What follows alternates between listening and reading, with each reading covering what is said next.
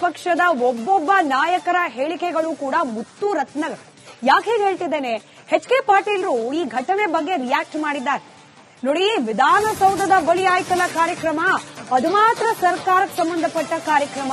ವಿಧಾನಸೌಧದಲ್ಲಿ ಯಾವುದೇ ರೀತಿ ಅನಾಹುತ ಆಗಿಲ್ಲ. ಅನಾಹುತ ಆಗಿದ್ದಲ್ಲಿ ಚಿನ್ನಸ್ವಾಮಿ ಕ್ರೀಡಾಂಗಣದ ಬಳಿಯಲ್ಲಾದ ಘಟನೆಗೂ ಸರ್ಕಾರಕ್ಕೂ ಸಂಬಂಧ ಇಲ್ಲ. ಎಚ್ ಕೆ ಪಾಟೀಲ್ರಿಗೆ ವಿಧಾನಸೌಧ ಬೆಂಗಳೂರು ಕರ್ನಾಟಕದಲ್ಲೇ ಇರ್ತಕ್ಕಂತ ಒಂದು ಜಾಗ.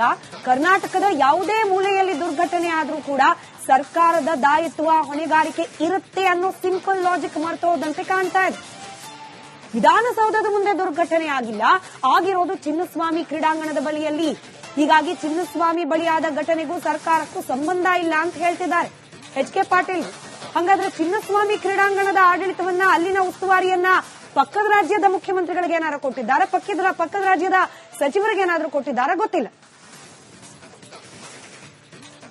ನೋಡಿ, ಸರ್ಕಾರವಾಗಿ 4ನೇ ತಾರೀಕಿನಿಂದ ಏನೇನು ಘಟನೆಗಳಾಗಿವೆ ಅವುಗಳ ಬಗ್ಗೆ ಸಾಕಷ್ಟು ವಿವರವನ್ನು ಸರ್ಕಾರ ಹಂಚಿಕೆ ಮಾಡಿಕೊಂಡಿದೆ. ಸನ್ಮಾನ್ಯ ಮುಖ್ಯಮಂತ್ರಿಗಳು ವಿವರವಾಗಿ ಈಗಾಗಲೇ ಮೈಸೂರಲ್ಲಿ ಹೇಳಿದ್ದಾರೆ, ಬೆಂಗಳೂರಲ್ಲಿ ಹೇಳಿದ್ದಾರೆ. ಒಂದು ಮಾತು ಸ್ಪಷ್ಟ ಇರೋದು, ಅವತ್ತೇನು ಘಟನೆ ನಡೀತು, ಘಟನೆ ದಿವಸ ಮಾನ್ಯ ಮುಖ್ಯಮಂತ್ರಿಗಳು ತಕ್ಷಣ ಆಸ್ಪತ್ರೆಗೆ ಹೋದರು. ಉಪಮುಖ್ಯಮಂತ್ರಿಗಳು ಸಾವು ನಡೆದಂತ ಸ್ಥಳಗಳಿಗೆ ಹೋಗಿ ಭಾವೋದ್ರೇಕದಲ್ಲಿಯೂ ಸಹಿತ ಭಾವನಾತ್ಮಕವಾಗಿಯೂ ಸ್ಪಂದಿಸಿದರು. ನಂತರ ಏನು ಕಾನೂನು ಸುವ್ಯವಸ್ಥೆಯನ್ನು ಕಾಪಾಡೋದಕ್ಕೆ ಏನೇನು ಕೆಲಸ ಮಾಡಬೇಕಾಗಿತ್ತು ಸರ್ಕಾರ ಅದನ್ನು ಮಾಡಿತು. ಅದಾದ್ಮೇಲೆ ಕ್ಯಾಬಿನೆಟ್ನಲ್ಲಿ ಈಗಾಗಲೇ ನಾವು ತನಿಖೆ ಆಗಬೇಕು ಅಂತ ಹೇಳಿ ನ್ಯಾಯಮೂರ್ತಿ ಮೈಕಲ್ ಕುನಾ ಅವರ ನೇತೃತ್ವದೊಳಗೆ ತನಿಖಾ ಸಮಿತಿಯನ್ನ ನೇಮಿಸಿದ್ವಿ. ಅದಾದ್ಮೇಲೆ ಪೊಲೀಸ್ ಅಧಿಕಾರಿಗಳು ಯಾರು ತಪ್ಪು ಮಾಡಿದ್ದಾರೆ ಅಂತೇಳಿ ನಮಗೆ ಪ್ರಾಥಮಿಕ ವರದಿಗಳು ಬಂದವು. ಅದರ ಮೇಲೆ ಸೂಕ್ತವಾಗಿರ್ತಕ್ಕಂಥ ಕ್ರಮ ತೆಗೆದುಕೊಂಡಿದ್ದೇವೆ. ನಂತರ ಅವರಿಗೆ ವಿಪಕ್ಷದ ಒಬ್ಬೊಬ್ಬ ನಾಯಕರ ಹೇಳಿಕೆಗಳು ಕೂಡ ಮುತ್ತು ರತ್ನಗಳು. ಯಾಕೆ ಹೇಳ್ತಿದ್ದೇನೆ, ಎಚ್ ಕೆ ಪಾಟೀಲ್ರು ಈ ಘಟನೆ ಬಗ್ಗೆ ರಿಯಾಕ್ಟ್ ಮಾಡಿದ್ದಾರೆ. ನೋಡಿ, ವಿಧಾನಸೌಧದ ಬಳಿ ಆಯ್ತಲ್ಲ ಕಾರ್ಯಕ್ರಮ, ಅದು ಮಾತ್ರ ಸರ್ಕಾರಕ್ಕೆ ಸಂಬಂಧಪಟ್ಟ ಕಾರ್ಯಕ್ರಮ. ವಿಧಾನಸೌಧದಲ್ಲಿ ಯಾವುದೇ ರೀತಿ ಅನಾಹುತ ಆಗಿಲ್ಲ. ಅನಾಹುತ ಆಗಿದ್ದಲ್ಲಿ ಚಿನ್ನಸ್ವಾಮಿ ಕ್ರೀಡಾಂಗಣದ ಬಳಿಯಲ್ಲಾದ ಘಟನೆಗೂ ಸರ್ಕಾರಕ್ಕೂ ಸಂಬಂಧ ಇಲ್ಲ. ಎಚ್ ಕೆ ಪಾಟೀಲ್ರಿಗೆ ವಿಧಾನಸೌಧ ಬೆಂಗಳೂರು ಕರ್ನಾಟಕದಲ್ಲೇ ಇರ್ತಕ್ಕಂತ ಒಂದು ಜಾಗ. ಕರ್ನಾಟಕದ ಯಾವುದೇ ಮೂಲೆಯಲ್ಲಿ ದುರ್ಘಟನೆ ಆದ್ರೂ ಕೂಡ ಸರ್ಕಾರದ ದಾಯಿತ್ವ ಹೊಣೆಗಾರಿಕೆ ಇರುತ್ತೆ ಅನ್ನೋ ಸಿಂಪಲ್ ಲಾಜಿಕ್ ಮರ್ತೋದಂತೆ ಕಾಣ್ತಾ ಇದೆ. ವಿಧಾನಸೌಧದ ಮುಂದೆ ದುರ್ಘಟನೆ ಆಗಿಲ್ಲ, ಆಗಿರೋದು ಚಿನ್ನಸ್ವಾಮಿ ಕ್ರೀಡಾಂಗಣದ ಬಳಿಯಲ್ಲಿ. ಹೀಗಾಗಿ ಚಿನ್ನಸ್ವಾಮಿ ಬಳಿಯಾದ ಘಟನೆಗೂ ಸರ್ಕಾರಕ್ಕೂ ಸಂಬಂಧ ಇಲ್ಲ ಅಂತ ಹೇಳ್ತಿದ್ದಾರೆ ಎಚ್ ಕೆ ಪಾಟೀಲ್. ಹಾಗಾದ್ರೆ ಚಿನ್ನಸ್ವಾಮಿ ಕ್ರೀಡಾಂಗಣದ ಆಡಳಿತವನ್ನ, ಅಲ್ಲಿನ ಉಸ್ತುವಾರಿಯನ್ನ ಪಕ್ಕದ ರಾಜ್ಯದ ಮುಖ್ಯಮಂತ್ರಿಗಳಿಗೆ ಏನಾದ್ರು ಕೊಟ್ಟಿದ್ದಾರೆ, ಪಕ್ಕದ ರಾಜ್ಯದ ಸಚಿವರಿಗೆ ಏನಾದ್ರು ಕೊಟ್ಟಿದ್ದಾರೆ, ಗೊತ್ತಿಲ್ಲ. ನೋಡಿ, ಸರ್ಕಾರವಾಗಿ 4ನೇ ತಾರೀಕಿನಿಂದ ಏನೇನು ಘಟನೆಗಳಾಗಿವೆ ಅವುಗಳ ಬಗ್ಗೆ ಸಾಕಷ್ಟು ವಿವರವನ್ನು ಸರ್ಕಾರ ಹಂಚಿಕೆ ಮಾಡಿಕೊಂಡಿದೆ. ಸನ್ಮಾನ್ಯ ಮುಖ್ಯಮಂತ್ರಿಗಳು ವಿವರವಾಗಿ ಈಗಾಗಲೇ ಮೈಸೂರಲ್ಲಿ ಹೇಳಿದ್ದಾರೆ, ಬೆಂಗಳೂರಲ್ಲಿ ಹೇಳಿದ್ದಾರೆ. ಒಂದು ಮಾತು ಸ್ಪಷ್ಟ ಇರೋದು, ಅವತ್ತೇನು ಘಟನೆ ನಡೀತು, ಘಟನೆ ದಿವಸ ಮಾನ್ಯ ಮುಖ್ಯಮಂತ್ರಿಗಳು ತಕ್ಷಣ ಆಸ್ಪತ್ರೆಗೆ ಹೋದರು. ಉಪಮುಖ್ಯಮಂತ್ರಿಗಳು ಸಾವು ನಡೆದಂತ ಸ್ಥಳಗಳಿಗೆ ಹೋಗಿ ಭಾವೋದ್ರೇಕದಲ್ಲಿಯೂ ಸಹಿತ ಭಾವನಾತ್ಮಕವಾಗಿಯೂ ಸ್ಪಂದಿಸಿದರು. ನಂತರ ಏನು ಕಾನೂನು ಸುವ್ಯವಸ್ಥೆಯನ್ನು ಕಾಪಾಡೋದಕ್ಕೆ ಏನೇನು ಕೆಲಸ ಮಾಡಬೇಕಾಗಿತ್ತು ಸರ್ಕಾರ ಅದನ್ನು ಮಾಡಿತು. ಅದಾದ್ಮೇಲೆ ಕ್ಯಾಬಿನೆಟ್ನಲ್ಲಿ ಈಗಾಗಲೇ ನಾವು ತನಿಖೆ ಆಗಬೇಕು ಅಂತ ಹೇಳಿ ನ್ಯಾಯಮೂರ್ತಿ ಮೈಕಲ್ ಕುನಾ ಅವರ ನೇತೃತ್ವದೊಳಗೆ ತನಿಖಾ ಸಮಿತಿಯನ್ನ ನೇಮಿಸಿದ್ವಿ. ಅದಾದ್ಮೇಲೆ ಪೊಲೀಸ್ ಅಧಿಕಾರಿಗಳು ಯಾರು ತಪ್ಪು ಮಾಡಿದ್ದಾರೆ ಅಂತೇಳಿ ನಮಗೆ ಪ್ರಾಥಮಿಕ ವರದಿಗಳು ಬಂದವು. ಅದರ ಮೇಲೆ ಸೂಕ್ತವಾಗಿರ್ತಕ್ಕಂಥ ಕ್ರಮ ತೆಗೆದುಕೊಂಡಿದ್ದೇವೆ. ನಂತರ ಅವರಿಗೆ ಪಕ್ಷದ ಒಬ್ಬೊಬ್ಬ ನಾಯಕರ ಹೇಳಿಕೆಗಳು ಕೂಡ ಮುತ್ತು ರತ್ನಗಳು. ಯಾಕೆ ಹೀಗೆ ಹೇಳ್ತಿದ್ದೇನೆ, ಎಚ್ ಕೆ ಪಾಟೀಲ್ರು ಈ ಘಟನೆ ಬಗ್ಗೆ ರಿಯಾಕ್ಟ್ ಮಾಡಿದ್ದಾರೆ.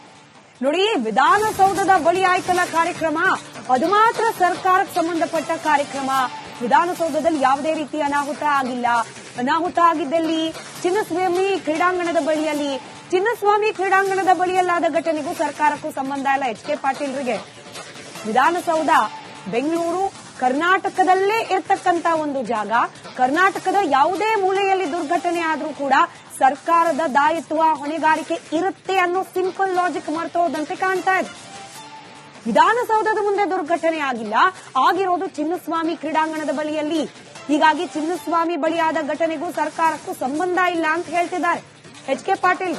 ಹಾಗಾದ್ರೆ ಚಿನ್ನಸ್ವಾಮಿ ಕ್ರೀಡಾಂಗಣದ ಆಡಳಿತವನ್ನ, ಅಲ್ಲಿನ ಉಸ್ತುವಾರಿಯನ್ನ ಪಕ್ಕದ ರಾಜ್ಯದ ಮುಖ್ಯಮಂತ್ರಿಗಳಿಗೆ ಏನಾದ್ರು ಕೊಟ್ಟಿದ್ದಾರೆ, ಪಕ್ಕದ ರಾಜ್ಯದ ಸಚಿವರಿಗೆ ಏನಾದ್ರು ಕೊಟ್ಟಿದ್ದಾರೆ, ಗೊತ್ತಿಲ್ಲ. ನೋಡಿ, ಸರ್ಕಾರವಾಗಿ 4ನೇ ತಾರೀಕಿನಿಂದ ಏನೇನು ಘಟನೆಗಳಾಗಿವೆ ಅವುಗಳ ಬಗ್ಗೆ ಸಾಕಷ್ಟು ವಿವರವನ್ನು ಸರ್ಕಾರ ಹಂಚಿಕೆ ಮಾಡಿಕೊಂಡಿದೆ. ಸನ್ಮಾನ್ಯ ಮುಖ್ಯಮಂತ್ರಿಗಳು ವಿವರವಾಗಿ ಈಗಾಗಲೇ ಮೈಸೂರಲ್ಲಿ ಹೇಳಿದ್ದಾರೆ, ಬೆಂಗಳೂರಲ್ಲಿ ಹೇಳಿದ್ದಾರೆ. ಒಂದು ಮಾತು ಸ್ಪಷ್ಟ ಇರೋದು, ಅವತ್ತೇನು ಘಟನೆ ನಡೀತು, ಘಟನೆ ದಿವಸ ಮಾನ್ಯ ಮುಖ್ಯಮಂತ್ರಿಗಳು ತಕ್ಷಣ ಆಸ್ಪತ್ರೆಗೆ ಹೋದರು. ಉಪಮುಖ್ಯಮಂತ್ರಿಗಳು ಸಾವು ನಡೆದಂತ ಸ್ಥಳಗಳಿಗೆ ಹೋಗಿ ಭಾವೋದ್ರೇಕದಲ್ಲಿಯೂ ಸಹಿತ ಭಾವನಾತ್ಮಕವಾಗಿಯೂ ಸ್ಪಂದಿಸಿದರು. ನಂತರ ಏನು ಕಾನೂನು ಸುವ್ಯವಸ್ಥೆಯನ್ನು ಕಾಪಾಡೋದಕ್ಕೆ ಏನೇನು ಕೆಲಸ ಮಾಡಬೇಕಾಗಿತ್ತು ಸರ್ಕಾರ ಅದನ್ನು ಮಾಡಿತು. ಅದಾದ್ಮೇಲೆ ಕ್ಯಾಬಿನೆಟ್ನಲ್ಲಿ ಈಗಾಗಲೇ ನಾವು ತನಿಖೆ ಆಗಬೇಕು ಅಂತ ಹೇಳಿ ನ್ಯಾಯಮೂರ್ತಿ ಮೈಕಲ್ ಕುನಾ ಅವರ ನೇತೃತ್ವದೊಳಗೆ ತನಿಖಾ ಸಮಿತಿಯನ್ನ ನೇಮಿಸಿದ್ವಿ. ಅದಾದ್ಮೇಲೆ ಪೊಲೀಸ್ ಅಧಿಕಾರಿಗಳು ಯಾರು ತಪ್ಪು ಮಾಡಿದ್ದಾರೆ ಅಂತೇಳಿ ನಮಗೆ ಪ್ರಾಥಮಿಕ ವರದಿಗಳು ಬಂದವು. ಅದರ ಮೇಲೆ ಸೂಕ್ತವಾಗಿರ್ತಕ್ಕಂಥ ಕ್ರಮ ತೆಗೆದುಕೊಂಡಿದ್ದೇವೆ. ನಂತರ ಅವರಿಗೆ ಪಕ್ಷದ ಒಬ್ಬೊಬ್ಬ ನಾಯಕರ ಹೇಳಿಕೆಗಳು ಕೂಡ ಮುತ್ತು ರತ್ನಗಳು. ಯಾಕೆ ಹೀಗೆ ಹೇಳ್ತಿದ್ದೇನೆ, ಎಚ್ ಕೆ ಪಾಟೀಲ್ರು ಈ ಘಟನೆ ಬಗ್ಗೆ ರಿಯಾಕ್ಟ್ ಮಾಡಿದ್ದಾರೆ. ನೋಡಿ, ವಿಧಾನಸೌಧದ ಬಳಿ ಆಯ್ತಲ್ಲ ಕಾರ್ಯಕ್ರಮ, ಅದು ಮಾತ್ರ ಸರ್ಕಾರಕ್ಕೆ ಸಂಬಂಧಪಟ್ಟ ಕಾರ್ಯಕ್ರಮ. ವಿಧಾನಸೌಧದಲ್ಲಿ ಯಾವುದೇ ರೀತಿ ಅನಾಹುತ ಆಗಿಲ್ಲ. ಅನಾಹುತ ಆಗಿದ್ದಲ್ಲಿ ಚಿನ್ನಸ್ವಾಮಿ ಕ್ರೀಡಾಂಗಣದ ಬಳಿಯಲ್ಲಿ, ಚಿನ್ನಸ್ವಾಮಿ ಕ್ರೀಡಾಂಗಣದ ಬಳಿಯಲ್ಲಾದ ಘಟನೆಗೂ ಸರ್ಕಾರಕ್ಕೂ ಸಂಬಂಧ ಇಲ್ಲ. ಎಚ್ ಕೆ ಪಾಟೀಲ್ರಿಗೆ ವಿಧಾನಸೌಧ ಬೆಂಗಳೂರು ಕರ್ನಾಟಕದಲ್ಲೇ ಇರ್ತಕ್ಕಂತ ಒಂದು ಜಾಗ. ಕರ್ನಾಟಕದ ಯಾವುದೇ ಮೂಲೆಯಲ್ಲಿ ದುರ್ಘಟನೆ ಆದ್ರೂ ಕೂಡ ಸರ್ಕಾರದ ದಾಯಿತ್ವ ಹೊಣೆಗಾರಿಕೆ ಇರುತ್ತೆ ಅನ್ನೋ ಸಿಂಪಲ್ ಲಾಜಿಕ್ ಮರ್ತೋದಂತೆ ಕಾಣ್ತಾ ಇದೆ. ವಿಧಾನಸೌಧದ ಮುಂದೆ ದುರ್ಘಟನೆ ಆಗಿಲ್ಲ, ಆಗಿರೋದು ಚಿನ್ನಸ್ವಾಮಿ ಕ್ರೀಡಾಂಗಣದ ಬಳಿಯಲ್ಲಿ. ಹೀಗಾಗಿ ಚಿನ್ನಸ್ವಾಮಿ ಬಳಿಯಾದ ಘಟನೆಗೂ ಸರ್ಕಾರಕ್ಕೂ ಸಂಬಂಧ ಇಲ್ಲ ಅಂತ ಹೇಳ್ತಿದ್ದಾರೆ ಎಚ್ ಕೆ ಪಾಟೀಲ್. ಹಾಗಾದ್ರೆ ಚಿನ್ನಸ್ವಾಮಿ ಕ್ರೀಡಾಂಗಣದ ಆಡಳಿತವನ್ನ, ಅಲ್ಲಿನ ಉಸ್ತುವಾರಿಯನ್ನ ಪಕ್ಕದ ರಾಜ್ಯದ ಮುಖ್ಯಮಂತ್ರಿಗಳಿಗೆ ಏನಾದ್ರು ಕೊಟ್ಟಿದ್ದಾರೆ, ಪಕ್ಕದ ರಾಜ್ಯದ ಸಚಿವರಿಗೆ ಏನಾದ್ರು ಕೊಟ್ಟಿದ್ದಾರೆ, ಗೊತ್ತಿಲ್ಲ. ನೋಡಿ, ಸರ್ಕಾರವಾಗಿ 4ನೇ ತಾರೀಕಿನಿಂದ ಏನೇನು ಘಟನೆಗಳಾಗಿವೆ ಅವುಗಳ ಬಗ್ಗೆ ಸಾಕಷ್ಟು ವಿವರವನ್ನು ಸರ್ಕಾರ ಹಂಚಿಕೆ ಮಾಡಿಕೊಂಡಿದೆ. ಸನ್ಮಾನ್ಯ ಮುಖ್ಯಮಂತ್ರಿಗಳು ವಿವರವಾಗಿ ಈಗಾಗಲೇ ಮೈಸೂರಲ್ಲಿ ಹೇಳಿದ್ದಾರೆ, ಬೆಂಗಳೂರಲ್ಲಿ ಹೇಳಿದ್ದಾರೆ. ಒಂದು ಮಾತು ಸ್ಪಷ್ಟ ಇರೋದು, ಅವತ್ತೇನು ಘಟನೆ ನಡೀತು, ಘಟನೆ ದಿವಸ ಮಾನ್ಯ ಮುಖ್ಯಮಂತ್ರಿಗಳು ತಕ್ಷಣ ಆಸ್ಪತ್ರೆಗೆ ಹೋದರು. ಉಪಮುಖ್ಯಮಂತ್ರಿಗಳು ಸಾವು ನಡೆದಂತ ಸ್ಥಳಗಳಿಗೆ ಹೋಗಿ ಭಾವೋದ್ರೇಕದಲ್ಲಿಯೂ ಸಹಿತ ಭಾವನಾತ್ಮಕವಾಗಿಯೂ ಸ್ಪಂದಿಸಿದರು. ನಂತರ ಏನು ಕಾನೂನು ಸುವ್ಯವಸ್ಥೆಯನ್ನು ಕಾಪಾಡೋದಕ್ಕೆ ಏನೇನು ಕೆಲಸ ಮಾಡಬೇಕಾಗಿತ್ತು ಸರ್ಕಾರ ಅದನ್ನು ಮಾಡಿತು. ಅದಾದ್ಮೇಲೆ ಕ್ಯಾಬಿನೆಟ್ನಲ್ಲಿ ಈಗಾಗಲೇ ನಾವು ತನಿಖೆ ಆಗಬೇಕು ಅಂತ ಹೇಳಿ ನ್ಯಾಯಮೂರ್ತಿ ಮೈಕಲ್ ಕುನಾ ಅವರ ನೇತೃತ್ವದೊಳಗೆ ತನಿಖಾ ಸಮಿತಿಯನ್ನ ನೇಮಿಸಿದ್ವಿ. ಅದಾದ್ಮೇಲೆ ಪೊಲೀಸ್ ಅಧಿಕಾರಿಗಳು ಯಾರು ತಪ್ಪು ಮಾಡಿದ್ದಾರೆ ಅಂತೇಳಿ ನಮಗೆ ಪ್ರಾಥಮಿಕ ವರದಿಗಳು ಬಂದವು. ಅದರ ಮೇಲೆ ಸೂಕ್ತವಾಗಿರ್ತಕ್ಕಂಥ ಕ್ರಮ ತೆಗೆದುಕೊಂಡಿದ್ದೇವೆ. ನಂತರ ಅವರಿಗೆ